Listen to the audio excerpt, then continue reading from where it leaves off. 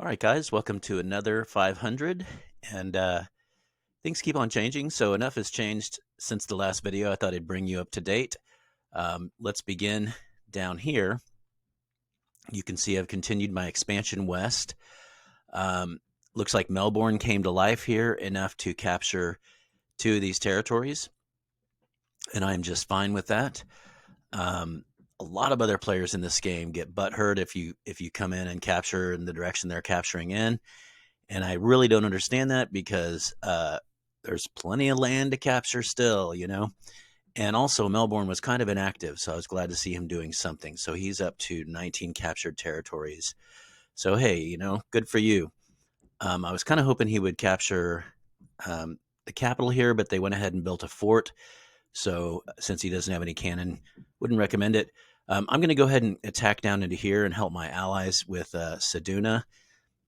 Next, leaving a frontier force here just in case the AI gets froggy. All right, another thing that happened that was kind of disappointing was Albany, of course, went AI a while back. We still have Rocklia here, but we lost another player, and I'm not sure if it was Albany or, but anyway, we ended up with just 6 players. So the question was who to add. I was looking at South Dutch Papua here, but I looked at him and he has only 16 territories, so he's not that expansionist. And I know for a fact that my friend down here, Otago, Grease Boys, wants to base up here. He wants to get up there eventually. So while we continue to devour land to the west here, he's going to move. He's going to have a navy and he's going to move up into these islands.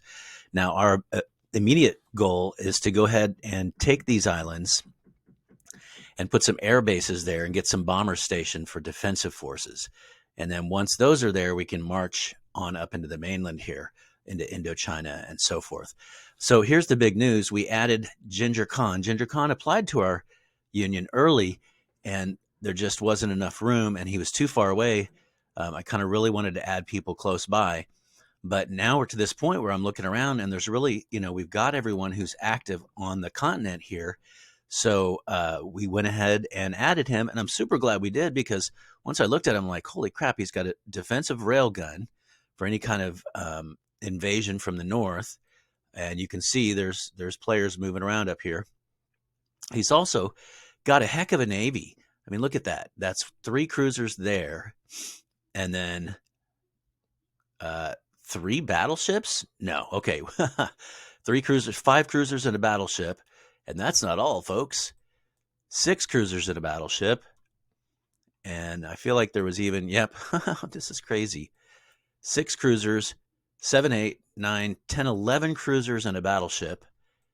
And there's even more. 12 cruisers and a battleship. So that's just redonkulous. And part of it's because, he doesn't have he's got a pretty good expansion rate too. Compared to, say, Sydney here, who's been just nonstop expanding. He's got 38. So we really captured a pretty good ally. And what that did for us was it did put us back in the running with coalitions here. So we are now in tie for reward points for first place, but I don't give that much credence. Certainly what I look at is the provinces, and they are way ahead of us on provinces. They're a good 40 provinces ahead of us.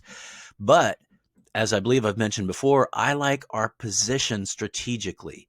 Once we take over this entire region, we have just huge oceans on either side of us. And sure, they can send an attack fleet from, say, Central America or North America. They can send an attack fleet from Africa, but it's going to take a long time to get there. And really, any time at sea is time wasted. It's just time where your units are not actively doing stuff.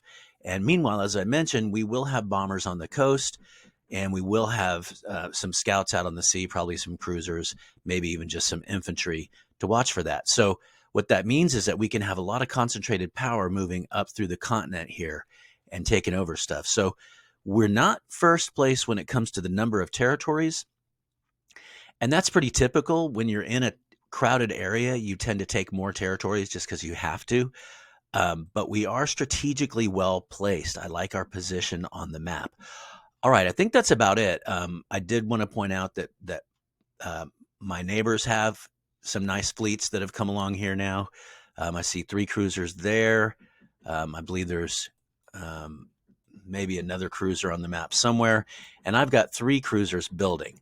So we're nowhere near Ginger Khan's level, but we're doing pretty good.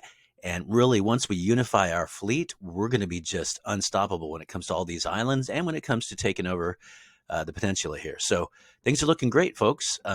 We're not first place anymore, but that's okay. We are contending for first, and we'll see what happens in the future. Thanks for checking in, guys. See you next time. Adios, amigos.